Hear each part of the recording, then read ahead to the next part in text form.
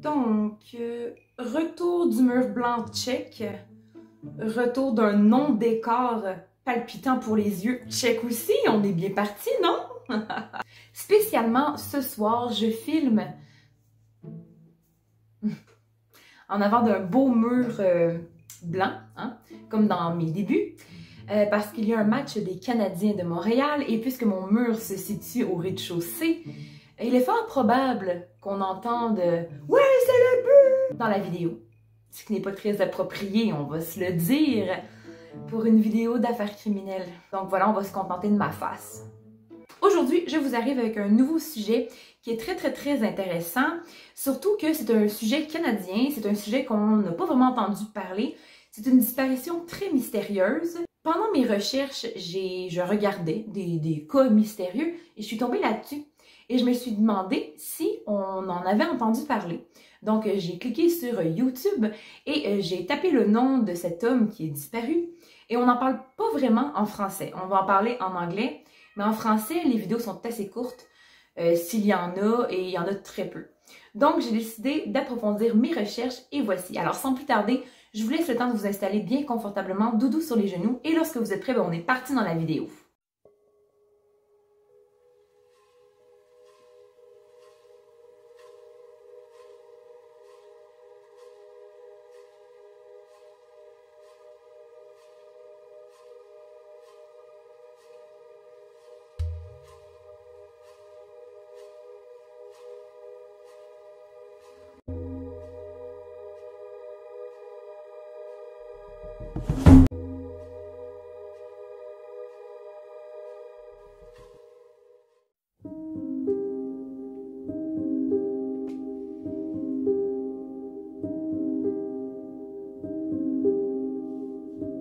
Alors, Ambrose Joseph Small est né dans l'ouest du Canada, soit à Bradford, en 1866, où il grandit avec ses deux parents, donc son père Daniel et sa mère Hélène Small. À l'âge de 14 ans, soit en 1880, ils vont tous les trois déménager à Toronto parce que Daniel a obtenu un poste de gérance au Grand Hotel de Toronto, justement. En 1884, soit à l'âge de 18 ans, Ambrose va commencer à travailler au Opera House, qui est un grand théâtre qui est situé à côté de l'hôtel où son père travaille. Et là, il va devenir barman. Et à partir de là, il va commencer à faire des paris illégaux, mais il va se montrer comme un homme très travaillant et qui veut vraiment réussir. Pour lui, en fait, il sait ce que les gens de la communauté, les gens de Toronto, d'Ontario et de tout veulent voir comme spectacle, veulent voir comme acteur, actrice ou chanteur. Donc, il va vraiment aider au management de l'Opera House. Donc, 5 ans plus tard, à l'âge de 23 ans, soit en 1889, Ambrose va se quereller avec son patron, un certain Olivier Shepard, et par la suite, il va démissionner pour aller travailler au Toronto Opera House. Et il va être promu directeur du Toronto Opera House. Et justement, la même année, en 1889, sa mère Hélène va décéder. Par la suite, son père Daniel ne restera pas veuf très longtemps. Il va épouser une certaine héritière d'un baron de bière qui s'appelle Joséphine Corman. Vers les années 1900, à peu près, Ambrose va acheter l'hypothèque en fait du Toronto Opera House et il va devenir le propriétaire. Et par la suite, il va congédier Olivier Shepard. Vengeance? Peut-être, qui sait? Et là, par la suite, il va s'allier avec un magnat du théâtre qui s'appelle Clark G. Whitney. Et en 1902, Clark va décéder. On ne sait pas pourquoi. Il n'était pas écrit dans mes recherches. Et Ambrose va acheter plusieurs théâtres, dont celui de Peterborough, à Hamilton, à Saint-Thomas, à Kingston, en Ontario, à New York, à Toronto d'ailleurs. Donc, en tout, il va avoir plus de 34 théâtre. Donc, en 1902, au moment de la mort de Clark Whitney, Ambrose va épouser une femme qui s'appelle Teresa Corman. Oui, c'est la sœur de sa belle-mère. Donc, comme on dit, tant que ça reste dans la famille. En fait, les deux ont absolument rien en commun, à part que tous les deux veulent accroître leur fortune. Teresa est une femme qui aime les œuvres d'art, la peinture, elle aime la musique, elle aime le chant, et elle aime aller se promener dans les champs de blé. Tandis que Ambrose, lui, c'est un coureur de jupons notoire.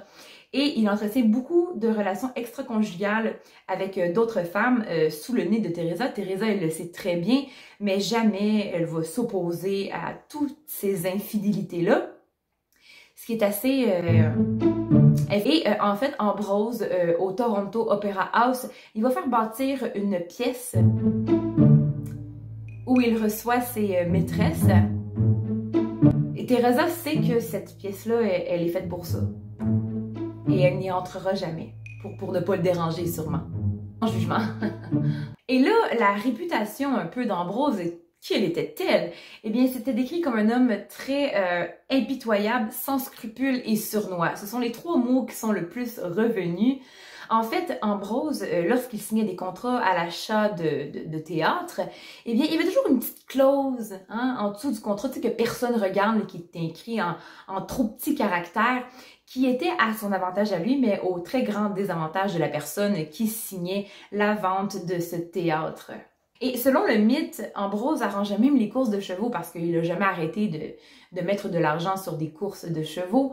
Et en fait, plus il acquisissait, plus il avait de théâtre et plus il avait d'ennemis, évidemment. Donc, tous ceux qui avaient signé le contrat de vente devenaient ses ennemis parce que il se rendait compte, un coup, le contrat signé, que la vente arrangeait Ambrose, mais pas eux. Donc, il y a beaucoup de rumeurs, il y a beaucoup de gens qui disaient que un jour, Ambrose va le payer, ou un jour, Ambrose va disparaître, ou va manger la laine de ses bas. Non, ça, c'est pas vraiment... c'est pas une citation, ça. C'est pas un proverbe non plus. Bon, un jour, il va quand même manger la laine de ses bas. Et là, en 1919, l'apparition du cinéma. Et là, le cinéma devient très populaire, notamment parce que c'est le fun et que... En 1919, le théâtre va tranquillement laisser sa place au cinéma. Ambrose le sait que ces théâtres, à un moment donné, ils vont finir par faire faillite.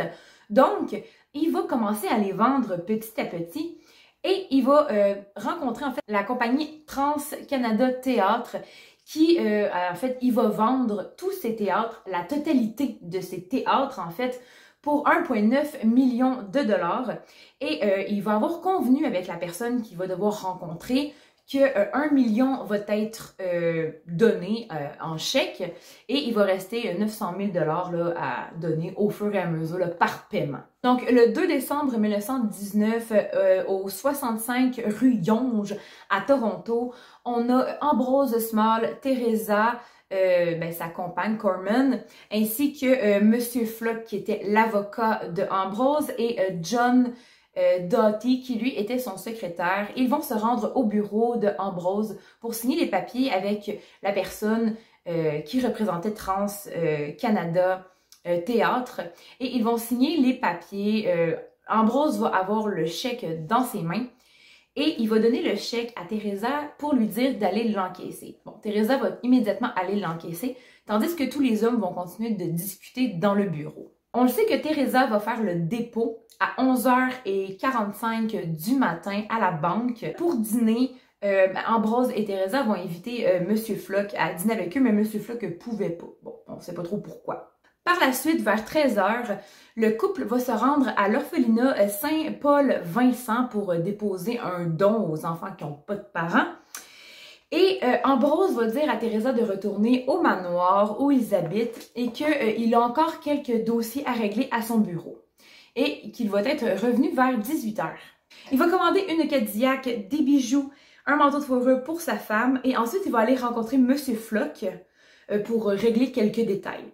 Monsieur Flock va quitter le bureau d'Ambrose vers 17h30, tandis que Ambrose va quitter un petit peu plus tard. Il va se rendre dans un petit commerce, en fait, où est-ce qu'il vendait des journaux. Et il va être très bête avec la personne qui vendait les journaux parce que les journaux n'étaient pas arrivés puisque c'était une très grosse tempête. Et il va être très bête avec, puis il va finir par disparaître. Finalement, la personne qui vendait les journaux sera la dernière personne à avoir vu Ambrose Small vivant. Très étrange pour un magnat du théâtre très populaire, il va s'écouler 1 mois, donc 4 semaines environ, avant que quelqu'un aille voir la police pour signaler sa disparition. Et là, la personne qui va aller voir la police n'est pas Teresa. Non. Non, c'est M. Floch, l'avocat d'Ambrose, qui va dire que la dernière fois qu'il l'a vu était le 2 décembre, alors qu'il quittait son bureau vers 17h30. Au début du mois de janvier 1920, les policiers vont commencer à fouiller tous les théâtres d'Ambrose pour essayer de trouver des indices, une arme, du sang, un cadavre, une tête, des ongles, des cheveux, mais ils vont rien trouver. Pendant ce temps, Teresa va faire distribuer des papiers, en fait, des avis de recherche, comme quoi que Ambrose est un homme disparu. Et là, les policiers vont essayer de reconstituer cette soirée et c'est pour ça qu'on a ces informations-là. Donc, dans la journée, il aurait rencontré M. Floch, la personne de TransCanada Théâtre, ainsi que son secrétaire, donc John. Et ensuite, bon, vers 17h30, M. Floch serait parti du bureau d'Ambrose. Après ça, Ambrose aurait vu la personne qui a vendu les journaux et que après ça, ben, plus personne ne dit l'avoir vu. Il y a beaucoup des gens de la communauté qui vont avoir leur propre hypothèse sur la disparition d'Ambrose. Certaines personnes vont penser que Ambrose s'est fait assassiner dans un de ses théâtres et que la personne qui l'a assassiné aurait brûlé son cadavre dans les fournaises du sous-sol. Et là, étrangement, John Doughty aussi disparaît. On ne l'a pas revu depuis le 2 décembre. Donc, qu'est-ce qui s'est passé? Et là, non seulement on va chercher Ambrose, mais on va aussi chercher John. Et là, l'opinion publique va dire, ben là, c'est évident que c'est John qui l'a assassiné. Ils disparaissent la même journée. C'est quoi qui se passe? Et John doit être retrouvé quelques temps plus tard aux États-Unis. Donc, je crois comme 2 jours plus tard, ils vont être retrouvés aux États-Unis. Pourquoi il était parti là? Qu'est-ce qu'il a caché? Et c'est vraiment à cause de ça que l'opinion publique va se dire, ben, c'est lui qui l'a assassiné, c'est sûr. Mais finalement, après avoir fait leur enquête, John Doughty, il n'est pas le coupable, donc il n'y a aucune preuve, il n'y a absolument rien. Et de plus, ben, il n'y a pas le cadavre. Donc, comment qu'on peut prédire, on peut dire qu'il y a eu un meurtre si on ne trouve pas le cadavre? Ambrose, il n'a pas été retrouvé, aucun indice, aucune preuve de sa mort ou de sa vie, peu importe, n'a jamais été retrouvé. Donc, on ne sait pas vraiment ce qui est arrivé à cet homme-là. Et là, les policiers vont trouver très étrange, en fait, que ben, Ambrose il y avait une femme et que sa femme n'a pas du tout signalé sa disparition. Ça a pris 1 mois et c'était son avocat. Donc là, elle va se faire interroger plusieurs heures par les policiers et elle va finir par avouer qu'effectivement, elle était très au courant que son mari la trompait. Il était infidèle très souvent, il avait beaucoup de maîtresses, mais qu'elle était tellement habituée que son mari disparaisse pendant plusieurs jours, plusieurs semaines, que jamais elle ne se serait doutée qu'il était disparu, tout simplement. Elle croyait pendant tout ce temps qu'il était parti sur les plages de Cuba avec une maîtresse ou plusieurs maîtresses, peu importe. Et on a bien beau enquêter sur sa disparition, essayer de trouver des indices, mais aucun corps ne va être retrouvé, aucune arme va être retrouvée, aucune preuve, aucune trace de sang, rien, niet nada. Donc là, les policiers restent dans l'embrouille parce que on n'a absolument rien. Et c'est en 1924 que Ambrose Small va être déclaré mort, même si on n'a absolument rien trouvé. Par contre, l'enquête va rester ouverte au cas où. Après sa disparition, le Grand Opera House va tout de même continuer de faire des représentations de théâtre. Et au fur et à mesure des années, il y a beaucoup de témoignages qui vont venir confirmer qu'ils voient, les acteurs voient ou sentent la présence d'un homme qui a une super belle moustache et qui semble tout à fait joyeux lors de représentations de théâtre, donc de grandes premières. Et un des premiers témoignages va arriver en mai 1927 où Béatrice Lilly était une actrice et elle était dans ses loges et elle était en train de répéter tout bonnement, tout allait bien. Et là, elle a senti un souffle chaud dans son oreille. Et ce souffle chaud-là disait « Béatrice ». Béatrice. Elle était traumatisée, la madame. Là. Moi, j'aurais sûrement été traumatisée aussi. Là. De l'air chaud dans ton oreille. Oh. t'entends quelqu'un dire ton prénom en chuchotant à voix basse. Et elle a comme senti quelqu'un la toucher, donc une main d'homme l'a touchée.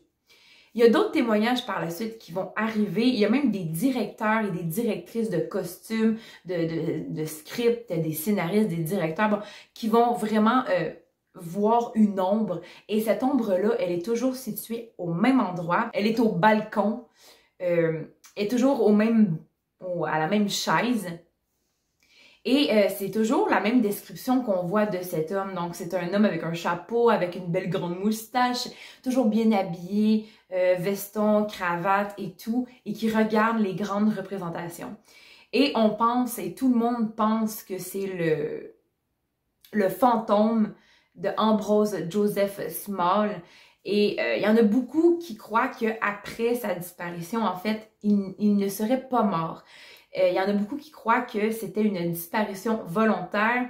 Et ben, je suis aussi de cet avis. Je suis sûre que c'était une disparition volontaire parce que, ben, tout d'abord, Ambrose Joseph Small avait contracté beaucoup d'ennemis au fur et à mesure de sa grande carrière, ce qui fait en sorte qu'effectivement, que c'est sûr qu'il y a des gens qui auraient voulu l'assassiner.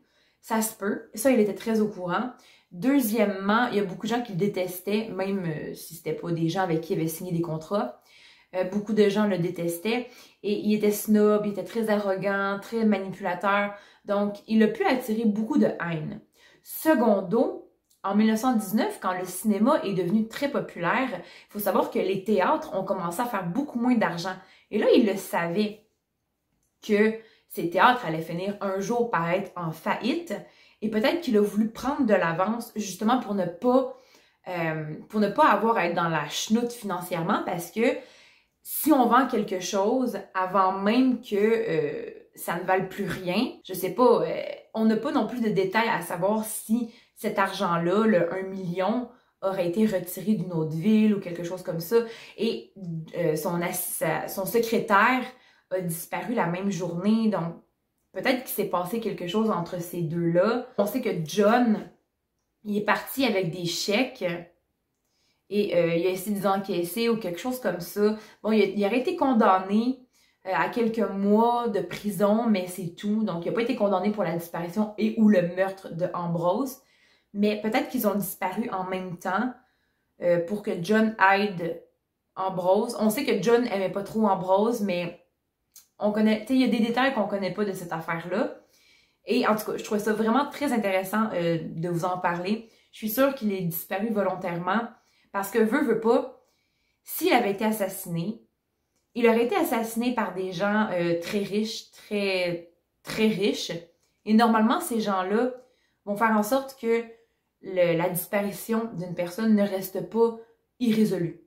Un peu comme la mafia. La mafia, lorsqu'ils vont assassiner des gens, souvent, il y a des parties de corps qui vont être retrouvées ou il y a des parties de corps qui vont être envoyées à la famille.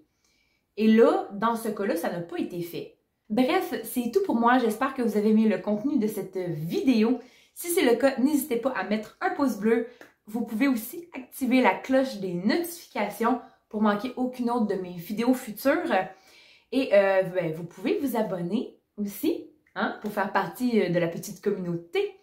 Et n'hésitez pas à m'écrire en commentaire ce que vous pensez de cette affaire. Est-ce que d'après vous, effectivement, il se serait fait assassiner ou il serait disparu volontairement?